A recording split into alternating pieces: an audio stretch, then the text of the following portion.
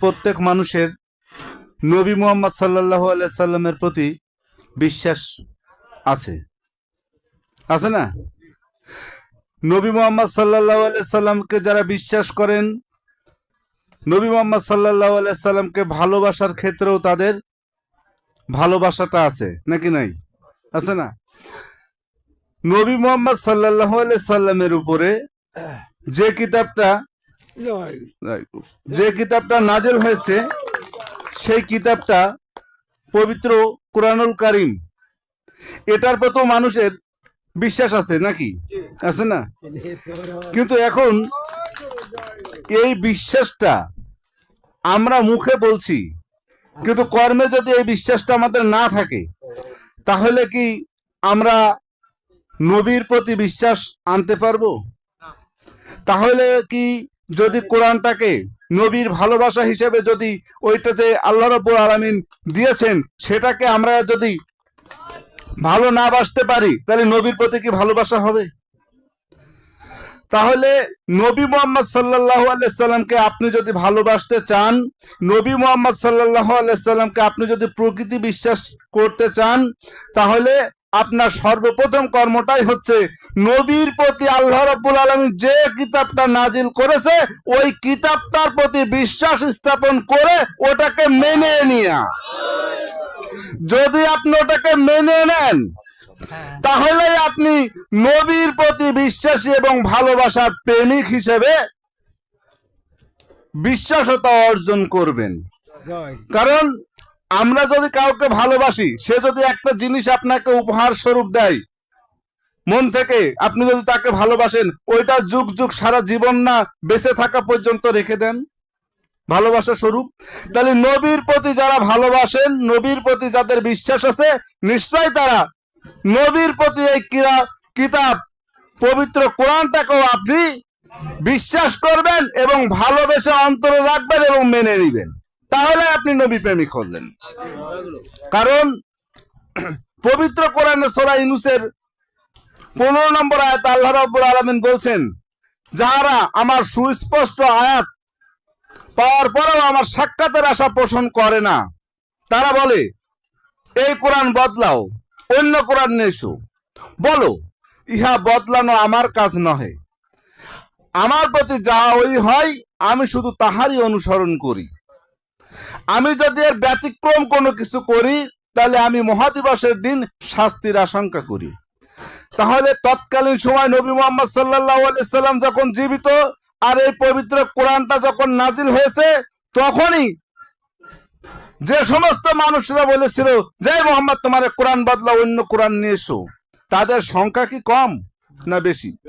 তৎকালীন সময় যদি বেশি হয়, তাহলে বর্তমান সময়েও এখন কি বেশি হবে না কম হবে তাদের অনুসারী?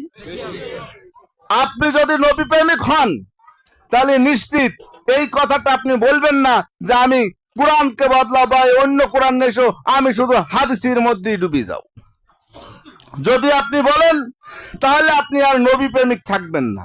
আপনি হয়তো বলতে পারেন যে আমি যদি আপনার হাদিসকে, নবীর হাদিসকে মেনে না নিই, তাহলে আমার কোরআনের ব্যাখ্যাটা করবে কি? আপনার প্রশ্ন হতে পারে এই জায়গায়। আপনি বলতে পারেন যে নবী মুহাম্মদ সাল্লাল্লাহু আলাইহি সাল্লাম শেষ রাসূল, এই কারণে আমাকে হাদিস মানতে হয়। আপনি যদি কোরআনের প্রতি বিশ্বাস আনেন, নবী মুহাম্মদ সাল্লাল্লাহু আলাইহি সাল্লামের প্রতি বিশ্বাস আপনার থাকে, তাহলে দেখেন পবিত্র কোরআনের ভিতরে সূরা আল ইমরানের 164 নম্বর আয়াত আল্লাহ রাব্বুল আলামিন ঘোষণা করলেন যে আমি মুমিনদের ভিতর হইতেই অনুগ্রহ করেছি এবং তাদের মধ্যে হইতে আমি রাসূল প্রেরণ করেছি, যে আমার আয়াতসমূহ তেলাওয়াত করে, তোমাদেরকে পবিত্র করে, তোমাদের কিতাব ও হিকমত শিক্ষা দেয়, কারণ ইতিপূর্বে তোমরা ছিলে স্পষ্ট পথভ্রষ্ট। তাহলে মুমিন থেকে যদি রাসূল থাকে, তাহলে আপনার উপায় কি, সুবিধাটা কি? সূরা ইব্রাহিমের 4 নম্বর আয়াতে আল্লাহ রাব্বুল আলামিন বলছেন, আমি প্রত্যেক রাসূলকে আমার তার স্বজাতির ভাষাভাষী করে পাঠিয়েছি, যাতে এই কোরআনের ব্যাখ্যা করতে পারে, অর্থাৎ তাফসীর করতে পারে সুন্দরভাবে। আল্লাহ রাব্বুল আলামিন বললেন, কোথায় বললেন? পবিত্র কোরআনের ভিতরে বললেন। এখন আপনি যদি কোরআনটাকে বিশ্বাস করে নেন, তাহলে দেখা গেল আপনার স্বজাতির ভাষাভাষীর ভিতরেই মুমিন থেকে রাসূল আছে। এই রাসূলের মাধ্যমেই আপনি কিন্তু নবীর সঙ্গী হতে পারবেন, তাছাড়া কিন্তু আপনি সঙ্গী হতে পারবেন না। কারণ ওই যে নবী মুহাম্মদ সাল্লাল্লাহু আলাইহি সাল্লামকে আপনি ভালোবেসেছেন, তার প্রতি বিশ্বাস স্থাপন করেছেন, তাই সূরা নিসার 69 নম্বর আয়াতে আল্লাহ রাব্বুল আলামিন বললেন যে কেউ আল্লাহ ও রসুলের আনুগত্য করলে তা নবীর সঙ্গী হিসাবে তাকে দেওয়া হবে। তাহলে আপনি যদি ওই নবী মুহাম্মদ সাল্লাল্লাহু আলাইহি সাল্লামের যাকে আপনি ভালোবাসলেন, যাকে বিশ্বাস করলেন, যার উপরে কিতাব নাজিল হয়েছে, এটা বিশ্বাস যখন আপনি করলেন, তখনই কিন্তু আপনি একজন সমগ্র রসুলের কাছে আপনি আসবেন। কারণ সূরা নিসার 80 নম্বর আয়াতে বলছে কেউ রসুলের আনুগত্য করলে তাকে আল্লাহর আনুগত্য করা হলো। তাহলে সূরা নিসার 69 নম্বর আয়াতে আল্লাহ এবং রসুলের আনুগত্য করলে সে নবীর সঙ্গী হবে।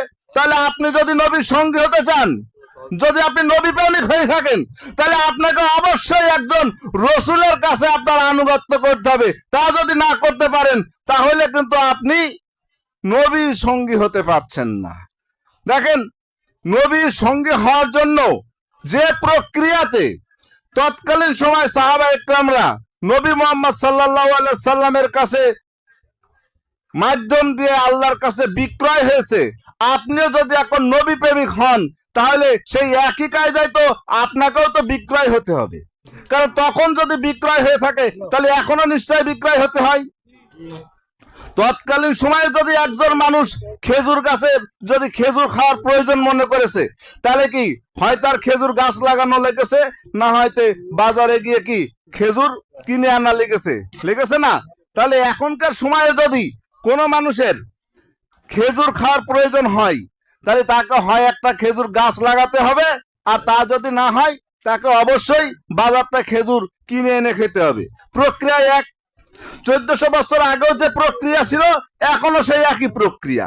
তাহলে আল্লাহর আনুগত্য করতে গেলে তৎকালীন সময় সাহাবাদেরকে যে প্রক্রিয়া ছিল, এখনো তো সেই আল্লাহর আনুগত্য করতে গেলে তো একই প্রক্রিয়া থাকবে না? সেই প্রক্রিয়াটা কি ছিল? সূরা আল ফাতর 10 নম্বর আয়াতে দেখেন আল্লাহ রাব্বুল আলামিন বলছেন, সূরা আল ফাতর 9 নম্বর আয়াতে বলছেন যে তোমরা আল্লাহ এবং রসুলের প্রতি ঈমান আনো। তাহলে তৎকালীন সময় এই আয়াতটা তো নাজিল হয়েছে। তো তখন সাহাবারা কি করলেন? আল্লাহর প্রতি তো সকলেরই বিশ্বাস আছে, সাহাবাদেরও ছিল, আবু জাহেলেরও ছিল।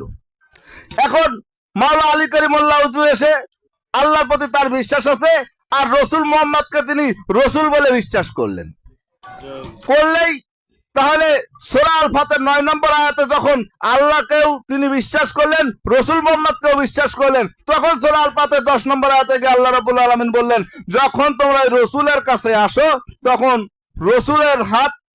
রসুলের কাছে তোমরা বায়াত হও, বিক্রয় হও। কি? যে রসুলের হাত আল্লাহর হাত। তাহলে তখন মোহাম্মদ রসুলের হাত মাওলা আলী করিমুল্লাহ হুজুর কাছে কি আল্লাহর হাত, মোহাম্মদ রসুলের চেহারা মাওলা আলী করিমুল্লাহ হুজুর কাছে কি আল্লাহর চেহারা, মোহাম্মদ রসুলের পা মাওলা আলী করিমুল্লাহ হুজুর কাছে কি আল্লাহর পা। তখন উনি ব্যক্তি মোহাম্মদকে সরিয়ে দিয়ে ওটাকে আল্লাহ মাত্র করেই ওখানে বিক্রি হয়ে সেজদা ভক্তির মাধ্যম দিয়েই উনি বায়াত বিক্রি হলেন। এই প্রক্রিয়া যদি তখন থাকে, তাহলে বর্তমান সময়ে যদি ওই প্রক্রিয়াটা আর না থাকে, তাহলে কি হবে? তাহলে বর্তমান সময় যদি ওই প্রক্রিয়ার মাধ্যমে যদি আপনি আল্লাহর কাছে যদি বিক্রয় হতে চান, তাহলে ওই একই প্রক্রিয়া। সেই প্রক্রিয়াটা হচ্ছে এখন সমগ্র যার গুরু তার রসুল। একজন মুমিন থেকে রসুলকে আপনাকে অবশ্যই বিশ্বাস করতে হবে। তৎকালীন সময় যে প্রক্রিয়ায় মাওলা আলী করিমুল্লাহ হুজুর মুহাম্মদ সাল্লাল্লাহু আলাইহি সাল্লামকে রসুল হিসেবে বিশ্বাস করলেন, আর আবু জাহেল কিন্তু বিশ্বাস করেছে।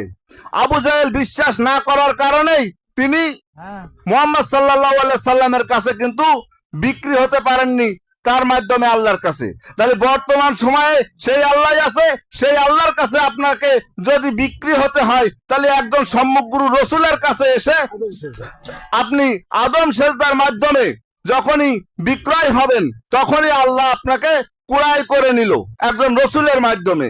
তাই পৃথিবীর যে সমস্ত মানুষেরা এখনো পর্যন্ত বায়াত অর্থাৎ বিক্রি হননি আল্লাহর কাছে, তাদেরকে বিক্রি হওয়ার জন্য আহ্বান করছি যে একজন সমগ্র রসুলের কাছে সেজদার মাধ্যমে আল্লাহর কাছে বিক্রি হওয়ার অনুরোধ করে আমি আমার সংক্ষিপ্ত কথা এখানে শেষ